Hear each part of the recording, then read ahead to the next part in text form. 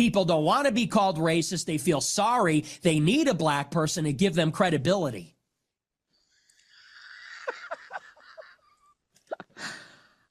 Wow. Points were made. Well, if you were asking me, I think definitely some points were made.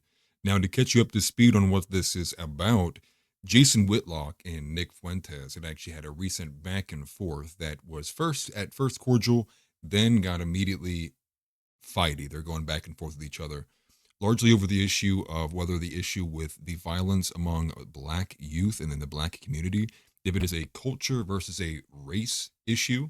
Obviously, Nick is on the side that it's a race issue more than it's a culture issue. But this actually very quickly went at each other's throats on the personal level, where Nick Fuentes is attacking Jason Whitlock, saying that his entire existence is predicated upon the fact that people look to him and they outsource their ideas and opinions to him because he is the token black conservative. So anytime they might have something they want to say that may be perceived as negative towards the black community, they resort to Jason Whitlock saying it for him. And I will say I see a lot of this in this space, especially on the conservative side of things. So whether it's Jason Whitlock or whether it's Brandon Tatum or insert any other black individual here, I see conservatives do it all the time. But here's the rest of the clip. Here's where I might agree with Nick Fuentes. Play it. And by the way, you are a token. Hey, Jason, you're a token. You are in conservative media as a black guy that can confer upon white people the dignity of not being called a racist for having their views. That's why you get paid. And that's why I don't, because I didn't have the privilege of being born black. I was born white. So there's a limit on what I can say. There's a limit on what I can say without being penalized in the so-called free marketplace of ideas. And everybody knows it. Everybody knows it. Everybody knows. And everybody's sick of it, especially in the conservative space, that blacks have had it easy. It is, and I don't doubt that he's a sincere person. I'm sure he's a sincere person. I'm sure he's genuine. But you are playing by a different set of rules, pal. You have training wheels on. You think you've earned it? Everything you have. Take a look around at your studio, your contract, your employees. If you said the stuff that you said as a white person, your ass would be fucking gone. And everybody knows that. You're on Blaze hosting E. Michael Jones talking about the Jews. It's a good fucking thing you're black, because if you weren't, you would have been fired like Elijah Schaffer.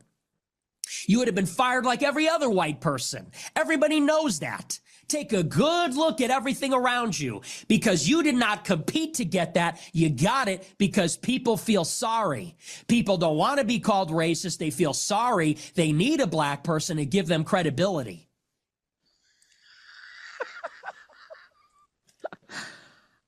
Wow. Points were made. Points were made. I mean,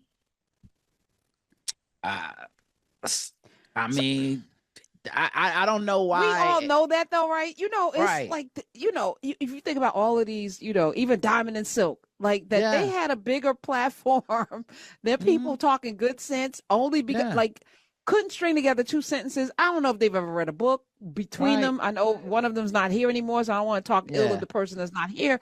But I'm like, what? They get invited I'm saying, like, what is happening? What? They were at the White House. At the White House. Yeah. Yo, Jason Whitlock failed sports commentator. Yes. Mad about that, right? You couldn't do that.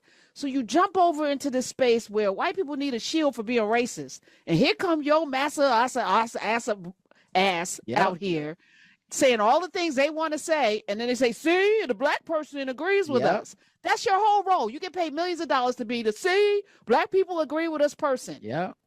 Easiest money in the game.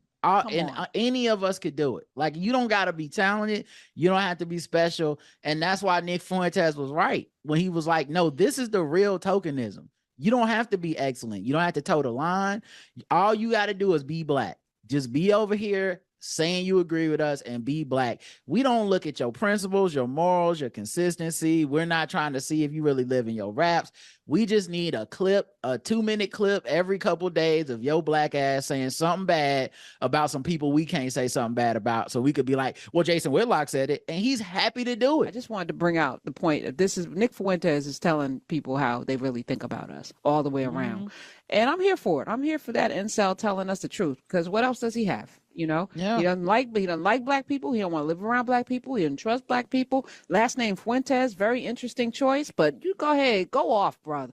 Go off, young man. Do what you need to do. And it's not even a wake-up call for Jason Whitlock. You think it would be a wake-up call, like maybe I need to stop hanging around with these kind of people, but no, that's what his bread is buttered, so he's gonna be over there. I was gonna ask, how else would he make money? And just to catch everybody up to speed here too, I did some background digging, did some research on this. The individual in the show, now I couldn't identify who the male was, but the female is Karen Hunter. She actually runs a show called The Karen Hunter Show. So I'll put some stuff on screen there so you can find her if you want to know more about who she is. She is an American journalist, at least that's what Wikipedia and the website would tell me. But I was curious, obviously, who these individuals were who were agreeing with Nick on this point. And I do have to say, they obviously took it to a different conclusion. They're basically saying, like, they think that white people obviously have a clear bias towards black individuals, where I think the main true kind of meat of the points does lie in the fact that there is indeed tokenism that happens in the conservative wing. And I just found it hilarious that you have here, you know, I'm kind of doing it right again here, right? There's two black individuals agreeing with what we're saying, right? Kind of doing the tokenism in and of itself. It's kind of a tokenismception, if you will. Now, the main takeaways that I have is I do ultimately agree with Nick. Now, I don't agree with the fact that Jason Whitlock is a failed reporter or a failed sports commentator. I do think Jason Whitlock has clearly made a career for himself doing other things. I think it's only been a recent development now that he's now kind of moved into this tokenist position. So I disagree that he failed out, so this is what he's doing now. But I do agree with their point, which is that it's an easy thing to do as a black individual. Just say what all the conservatives are saying, and then you'll kind of get ushered through. It's kind of what we see with like TPUSA, right? They're bringing in all the homosexuals and all the blacks, and look how diverse we are, and to the point, and you know, what I would say is negative, which is you've compromised on so many of your values now, trying to make this the biggest 10 as possible. But I did find overall the clip was funny. Definitely let me know what you think of this clip too. I found it very intriguing. Obviously, it is, you know, it's not everybody's favorite person. I understand that people get up in arms because they get rabid over Fuentes. But again, you know, if you call out people for TDS, don't be having, you know, Fuentes syndrome all the same. And I would like to add too, I think overall, when I do think of the tokenism, I view it as that famous skit from, I think it was Whose Line Is It Anyways? I could be wrong about the show, but the guy's like, yeah. And then when he stops and the guy comes behind him who's black and he starts saying the N-word for him. Now you threatening me? Nigga, please. And every time he wants to go say it, he's like, and yeah. And then the black guy will come in and say it for him. That's kind of how I view this, right? I kind of view it as conservatives outsource any of their opinions and thoughts about the black community, or say even people of color at large. They turn, and instead of saying it themselves, they wait for a black person in the space to say it for them, because God forbid I be called a racist. I think it's an issue. I think it's obviously an issue. How can you say we live in a free speech country when you are fearing for your life and your reputation if you ever utter anything negative towards the black community, and that fallout and what may happen of it, especially among people who are supposed to be of like-minded of you and who are free speech absolutist, right? It kind of seems, null in the end. But let me know what you think. And if you did make it this far, definitely leave a like on the video. Thank you to everybody. I was about to say congratulations, everybody, but thank you to everybody. I did hit 1,000 subscribers recently. I appreciate all of the support. And if you want to see more of our content, obviously subscribe to this channel, like the show, or like the video as well. But we do a podcast live stream Monday, Wednesday, and Saturday at the Jar Openers podcast at 7 p.m. to 9 p.m. I run that for 2 hours with my co-host, Worrell. He also runs and operates a channel called America First TV. Go and follow for him. He's got similar content to me as well. And once again, thank you, everybody, and I'll see you in the next one. Take care.